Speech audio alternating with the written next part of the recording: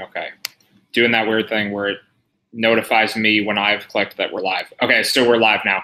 Hey, everyone. Hopefully joining. I mean, if you could hear me or if you could hear Matt.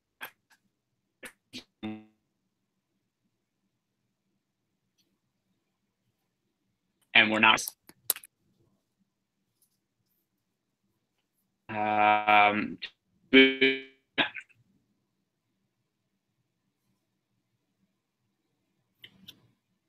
Okay, yeah, I don't know what's going on with the connection. You're talking, but I can't hear it.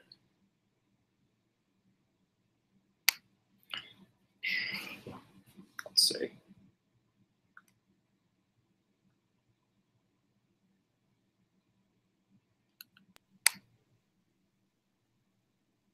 Can you hear me? Now I can. All right, let's continue. We can try. I don't know why we're having technical difficulties today, but we clearly are. All right. Well, they can't hear me, so I guess it's my fault. Matt sounds good. I can hear Greg. Okay, I can hear Greg. Yeah, anyone else who's watching, tell us if you can hear both of us or not. Otherwise, we're going to have to restart it. Okay, so Tristan could hear me. Nick could hear both of us, so that's good. All right, I can hear you now. Let's talk about the games before it messes up again. Okay, so most importantly, Rob can. I think that he's just deaf, though. Everybody else could hear, so yeah. Let's put it on Rob for now. Rob, in terms of your baked potato question, because he wants to know whether I prefer sour cream or butter on a baked potato. I think sour cream is disgusting, so not sour cream. In terms of the baseball games, just to start it, I think the first thing we need to talk about is the weather, because there's a couple games with pretty shitty weather. The Diamondbacks at Phillies game right now is showing about a 60 to 70% chance of rain throughout the entire game and lasting until midnight. So as of now, that game is a fade for me. Other game with some shitty weather is the Rays at Baltimore game. That game has about a 50% chance of rain, except it's only for about 90 minutes into the game, and then there's a clearing later in the night. So I think that game is okay for right now, but the Phillies-Diamondbacks game is a fade. That's something significantly different with the weather reports later. But in terms of what we do know, Clayton Kershaw is $14,000 on DraftKings. So, Matt, do you think that's a rosterable price for him or too expensive? I think it's usable. It depends. Well, we now know that Chris Bryant is not in the starting lineup. Whether or not I use Kershaw kind of depends on the other starting pitching choices, because there aren't a lot of good ones on this slate, and two of the other usable ones are in this Phillies game. So if we're fading the Phillies game, and I think I agree with you there, we'll kind of just have to wait and see a little bit longer, because I do think Jake Arrieta would have been in play if that game was okay weather-wise. Greinke's a little expensive on the road at $10,000. So it's circumstantial for me on Kershaw. I think the price is kind of just fair. It's a very steep price tag, but it's also a very, very good matchup, and Kershaw is the best pitcher in baseball. So if we had Arrieta on the slate, then maybe I would look at Arrieta and Bauer. I don't really know. Well, I wouldn't be all in on those guys anyway. So I'm using Kershaw definitely, and I may actually have him close to an all-in play because we just don't have a lot of other pitching options.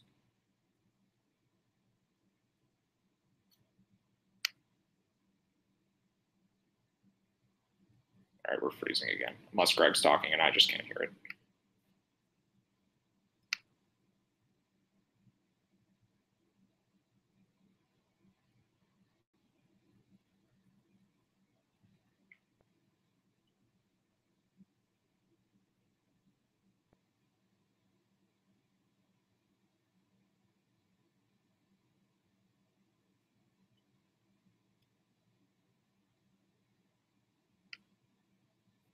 All right, well, it looks like Greg has disappeared for now. So I'm just going to wait for him, I guess. I'm trying a change in location. Okay. Wow, you just popped back in there. All right. Yeah, I wasn't expecting that either. Okay. Let's see if I get better connection now. Sounds good so far.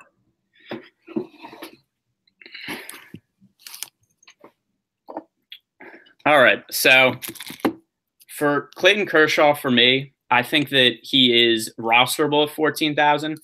I have a couple of concerns. First of all is how deep are the Dodgers going to let him pitch into the game, because they've been taking a lot of starters out early recently.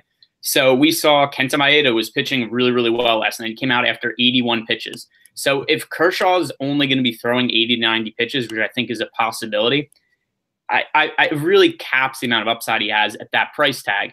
The thing is, it's just such an easy matchup for him, and he's by far the best guy to pay up for if there's enough value on the slate that it opens up and Kershaw is easier to fit into lineup. So the standpoint that I'm taking is, if I could get Kershaw in without forcing him, I will, but I'm not going to go out of my way to make Kershaw in all my lineups like I would have done for most of his starts last season.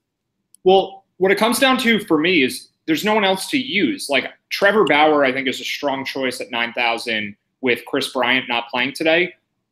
Jake Arrieta is the only other pitcher I really like a decent amount, but there's weather concerns there. I think Eduardo Rodriguez is okay, but I'm not going to have anywhere near 100% exposure to any of those guys. So who else are you using at pitcher if you're not using Kershaw?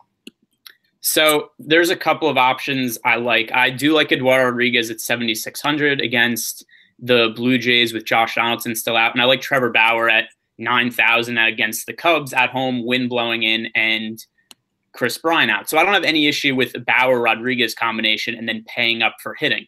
So right now I'm looking at probably mostly Bauer-Rodriguez and then Kershaw wherever he fits. Well, I guess we can get to offense, but I think that the offensive choices that make sense are actually the cheaper ones. So if you have a lineup that starts with Kershaw and Bauer, that leaves you just under 3,400 per spot for the rest of your lineup. I think offense is cheap enough tonight where we can make that work. It kind of depends what happens with the weather. And I guess if you use Kershaw and Rodriguez, then that's an even cheaper combination. You can make that work too. But yeah, I think the two primary targets, if we don't have Arrieta to look at, and I don't think he's that strong of a choice anyway. I think he's just a decent choice.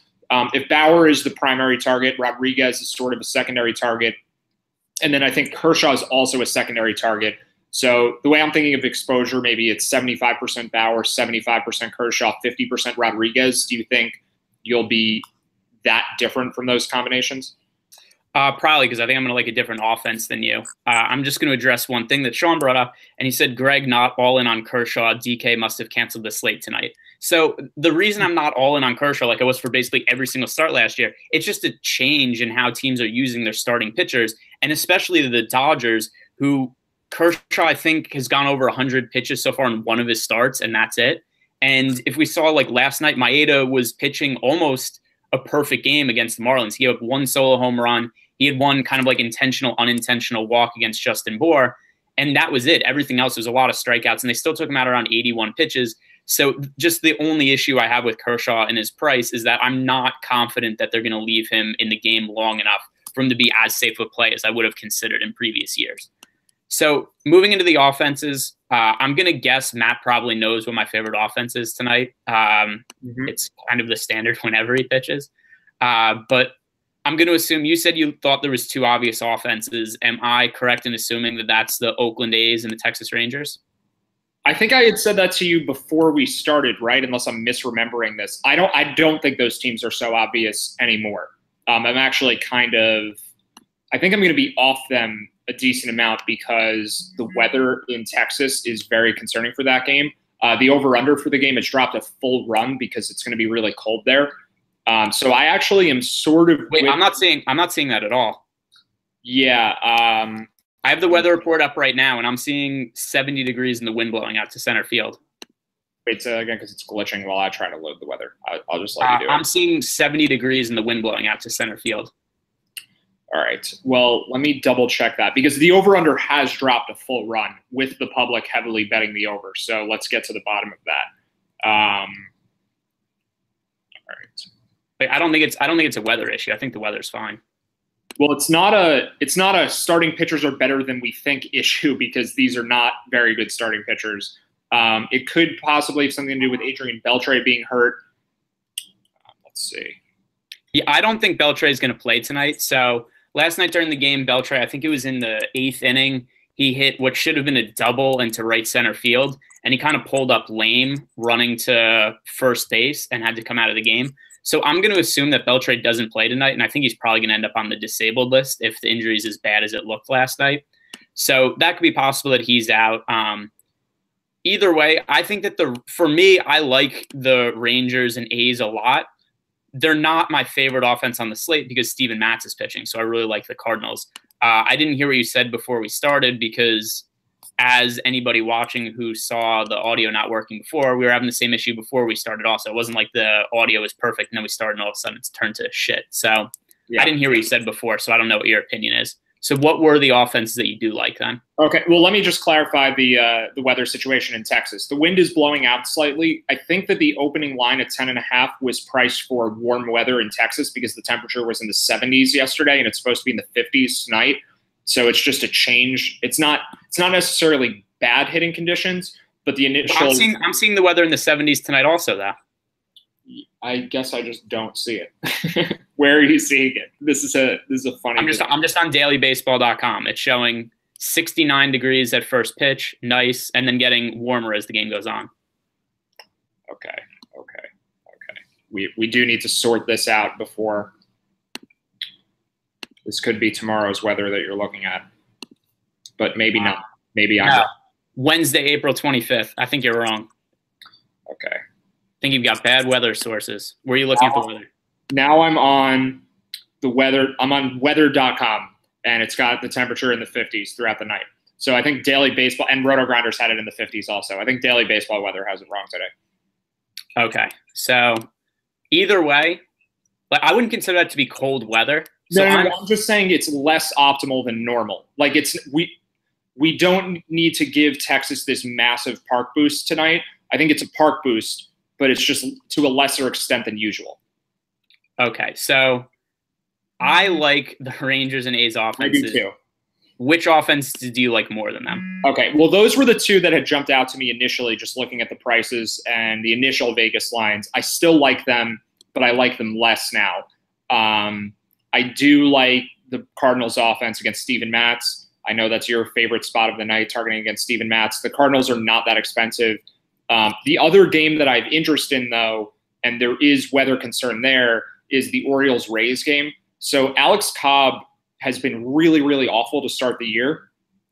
He was signed – the Orioles signed him, I think, after the season had already started or right before the season started. He didn't get a chance to go through spring training, so he's just really, really rusty right now, and he wasn't particularly good last year. He had a pretty serious shoulder injury 2 or 3 years ago, and he's just been really awful since then. So even though the Rays are pretty bad offensively, I think they could do well against Cobb. And then the team that I really like from this game is the Orioles against Jacob Faria.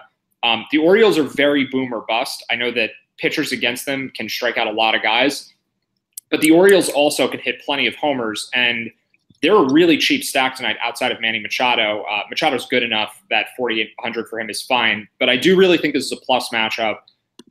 Most of the Rays bullpen is bad outside of a couple of their late inning guys that they use in games where they have the lead. Jose Alvarado and Chaz Rowe are decent, but I think it's a good spot for the Orioles. So if I had to rank my favorite offenses, I think it's not really a 1 through 5. I think there are just 5 offenses I have interest in, and that would be the Cardinals, Rangers, A's, Orioles, and Rays. So we also have the A's lineup now, the Rangers lineup. Nick just posted it. Adrian Beltre is not playing tonight, which I'm kind of expecting that. So that is a little bit of a downgrade to I wouldn't even call it a downgrade because it was what we were expecting. So for me, my favorite offense is the St. Louis Cardinals at home against Steven Matz. My main reason for picking on Steven Matz is I've done it basically every single one of his starts since last year. And in the offseason, Matt and I were kind of talking, like, do we think Matt's going to be better this year? Is he still going to suck? And my standpoint was that I am not going to stop stacking against Steven Matz until he pitches well consistently. And he's not done that at all yet so far this year. So I'm going to keep with the philosophy of I'm going to keep stacking against Steven Matz. He has a 35% home run to fly ball rate. He has an ERA in the mid-4s. He's a FIP in the mid-5s. And he's very homer prone right now. Something else that I think is kind of note to look up is Matz is throwing a lot of pitches kind of nibbling on the strike zone because he gets hit really hard when the ball's over the plate. So if there's a pitcher's umpire tonight, then he's not going to get any of those calls on the corners. And I think that's a really significant aspect of this matchup. So for me, the Cardinals are my favorite offense anyway. And my second favorite is the A's. And third favorite is still the Rangers for me without Beltre because it is still a favorable matchup against Kendall Graveman. Okay, well, yeah, I do think of Matz very similarly to someone like Cole Hamels, where he should be able to get swings and misses because he has good stuff. He's just really inconsistent with his command. He leaves a lot of pitches up. And because he doesn't trust his command, he doesn't trust the stuff to get too many swings and misses, he kind of just ends up walking a lot of guys and throwing on the corners. I do have the umpire up for tonight, but only in terms of the over-under records. It's Brian Gorman, and the over-under record for him is just about neutral. So I don't know. By that analysis, it's a neutral umpire. I'm not sure what his strike zone looks like, but part of the reason we don't look up umpire data too much, aside from not really knowing anything about it, is just it's very noisy. It matters a lot who the umpires have actually called games for, like who the pitchers and catchers are.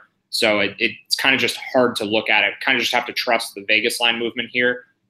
There is no Vegas line movement for this game. The Cardinals have kind of just held steady at -135 to -140 favorites. The over-under is 8.5, hasn't moved either. So there's really nothing to gather here as far as the betting line. But yeah, especially the Cardinals righties, and especially the cheaper ones. Like I think Tommy Pham is a good play, but he is very expensive. The other Cardinals, though, are all pretty underpriced. We don't have a lineup for them yet, right? But we can assume that some of these guys are going to be in the lineup. Yeah, no Cardinals lineup. But Tommy Pham was out for a couple of games. He played yesterday, so I'm assuming he's playing today, and he should be fine.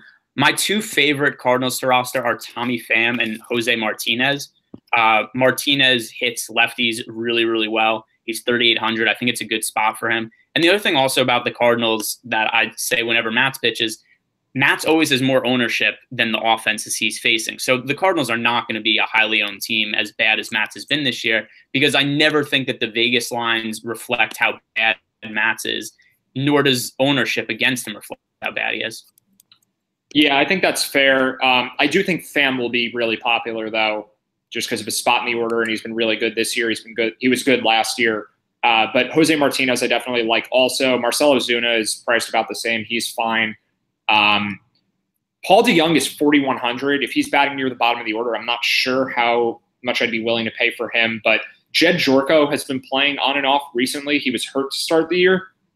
Jorko is a really good hitter against lefties. He's 3,200, and he has second and third base eligibility. So I think that's a really strong target tonight. And then Molina at catcher, a little expensive too, but I think he's fine. The pricing on, well, actually, we have the full Texas lineup, right? So, I mean, Kendall Graveman is probably as bad as Steven Matz, if not worse. And the hitting conditions, even if it's a little colder than usual, are better for Texas. So what would be the reason to target St. Louis over Texas? I think Texas is going to be very highly owned, and I don't think that anybody's going to roster Cardinals hitters because based on what we've seen since last year, nobody really ever targets hitters against Steven Matz. So the Rangers just generally don't have a lot of ownership. I think Gallo will be very, very popular tonight. And also, I think the Cardinals have a better offense than the Rangers, especially with Beltre out. Elvis Andrus is already out. But Delino DeShields hasn't had much ownership, even in good spots over the last few days. I think he's a really good target. So maybe combo stacks where at first base you use Jose Martinez and don't use Gallo. Gallo is – it's kind of hard to know what to do with him because he is really high variance and he's going to be really highly owned. But he also is in a perfect spot to hit a homer playing in Texas against a pitcher who's pretty homer prone. So like how much Gallo would you use? Because he could easily go 0 for 4 in any matchup at 30% ownership, but he also could hit 2 home runs at 30% ownership, especially in this spot, and then you just have no chance to do well if he does that. Yeah, so it's hard to say an exact number on Gallo. The other thing too is he doesn't need to be a stacking dependent hitter because there's kind of like two outcomes for Gallo. He probably goes 1 for 4 with a home run, or he goes 0 for 4, or maybe he goes like 0 for 3 with a walk. Those are kind of like the two situations for Gallo. So I think like 25 to 30% of Gallo is fine. Something else, just looking at the Rangers lineup, Jurickson Profar is hitting third today, so at 2,900, I think that he's a pretty good value. Ian Kinsler Falafel hitting sixth. He's at 3,100, second base and shortstop eligible. So I think that he's a pretty good cheap play. Let's see. From the Oakland side of the game, I don't think it's going to be doable to stack the A's looking at their pricing with Kershaw lineup. So if you do want to use Kershaw, I think that's where it would have to be in a Ranger stack. Yeah, I think that that's probably where I'll use him too. The other team that I think is interesting, and they've been a little bit bad recently after a huge start to the year, the Red Sox against Aaron Sanchez. Sanchez has been really awful this year. I'm just pulling up his numbers quickly. The Red Sox are a little expensive, so you definitely are not getting them in the same lineup that has Kershaw. Let's see if we get this to load. I could bring it up. All right, hold on. I think I have it. Try not to cause me more technical difficulties. Sanchez is at 5.3 Ks per nine and 4.6 walks per nine this year. His ERA is 3.86. He is generally good at getting soft contact, but his peripherals are a lot worse than usual this year. His swings and misses he's actually at 9%. Yeah, I guess the Red Sox are a little pricey, but Sanchez is throwing a lot slower this year, so he does seem to be getting hit a little bit harder. He's striking out less guys, walking more guys. I don't know. Do you have any interest in the Red Sox, or is that just too much of a reach price-wise? For me, I don't. Like, my offense, they're just going to be Cardinals, Rangers, and A's. I could see the logic in rostering the Red Sox. And I also think what makes sense about Sanchez's velocity going down is he was injured all of last year. So he could have just come back, and he's not as good as he was prior to the injury. So I could see a path to the Red Sox having a big game. The other thing that's a bit of a concern against Sanchez, though, 56% ground ball rate. So he's not giving up a lot of fly balls and only a 4.2% home run to fly ball rate overall for his career. He gives up a below average home run to fly ball rate. So I don't know what the home run upside is for the Red Sox, which is an issue for me with what their salaries are. Yeah, and there also just are a lot of good choices tonight. So I don't know.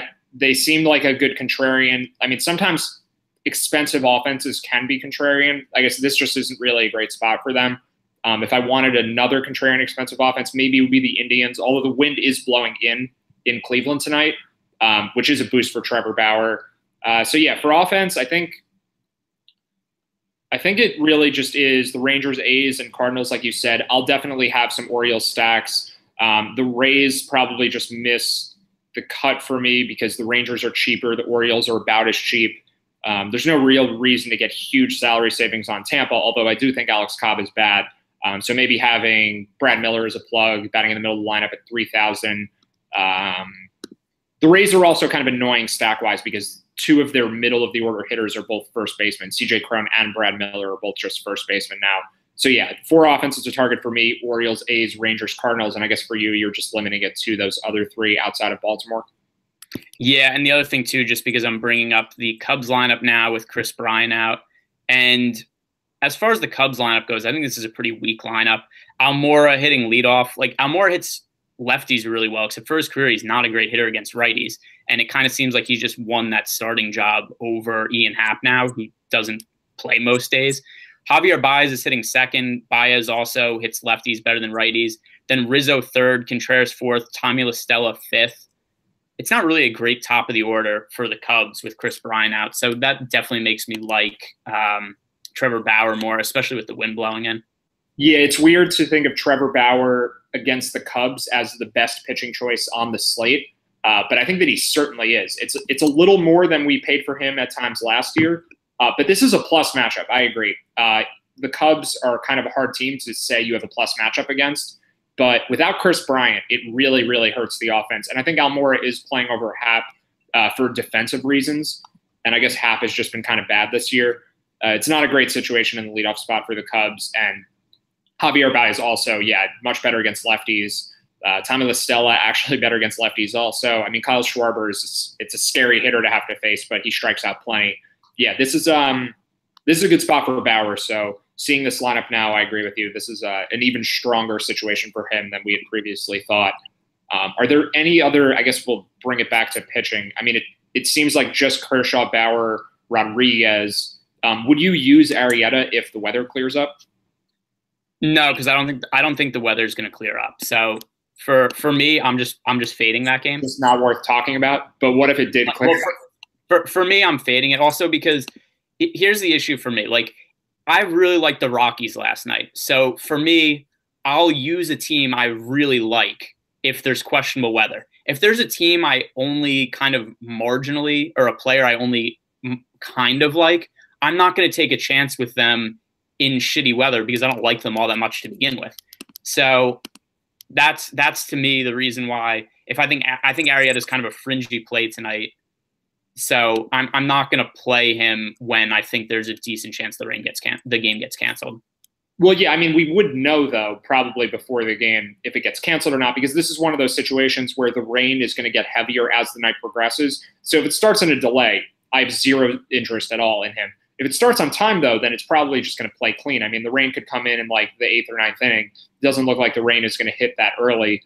But yeah, I agree that even without the weather concerns, he's only a fringy play anyway, so it's probably just not worth the risk because Bauer's a better play.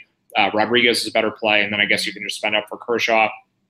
So do we have any other questions or anything? Because I think we've pretty much covered it. So Tristan wants to know how much exposure I'm going to have to the Cardinals. That'll probably be half my lineups with the Cardinals stacks tonight. Yeah, and then I guess plug them in. Well, I guess we can kind of see how they fit with the other teams. Gallo does play first base, so that kind of cuts off Jose Martinez a little bit. Gallo also has outfield eligibility, though. Yeah, the Rangers don't have a third baseman in their lineup because Beltre is out. So I think I'll probably have a lot of Jed Jorko tonight. I think it's a really good spot. I mean, we don't know. We don't have a lineup yet, right? I would assume he probably bats in the middle of the order, maybe 6th. I guess he could be as low as 7th. But third base is a tough spot. So, yeah, some of these Cardinals are definitely going to be sprinkled in our other stacks. Yeah, still no lineup. There really isn't, in the teams we like, there really isn't a third baseman that's that good of a play. Matt Chapman is still a little bit pricey, 4,300. Orioles don't have one either. Yeah, I don't know. Maybe just a huge Jed Jorko tonight. Who do you think you're going to have at third base the most?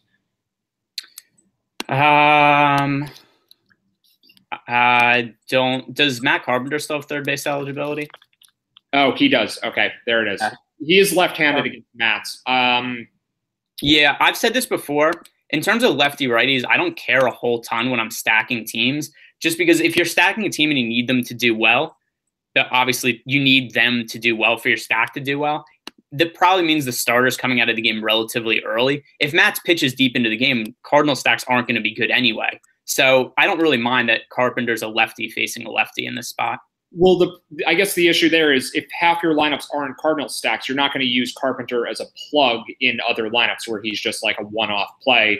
So maybe it's more use Carpenter in team stacks, use Jorko in other lineups. I think that's probably the route I'm going to go also. Yeah, in terms of, I don't know, just because you asked specifically about third baseman. It's the position that looks the weirdest tonight. I think everything else is pretty straightforward, but third base, there just aren't a lot of good options on the teams we like. Well, Matt Chapman. Yeah, he's just a little expensive. It's a righty pitcher, but yeah, I think he's fine. I don't think of him as much of a value play. He's a really good hitter, but it'd be nice if we could find someone in like the low 3,000s as a better third base play. I'll probably have more exposure to Jorko than I will to Chapman tonight, assuming that he's starting because we don't have that lineup yet. All right. So looks like no further questions. So we'll wrap this up. Thanks for watching, guys. You can go to rotopros.com and go to the subscriptions page to sign up for membership. You can follow me on Twitter at GErenbergDFS. Matt's Twitter handle is @PreachingSense. And we will do a podcast later tonight for tomorrow's slate, assuming that we have pricing today because they didn't have pricing last night. So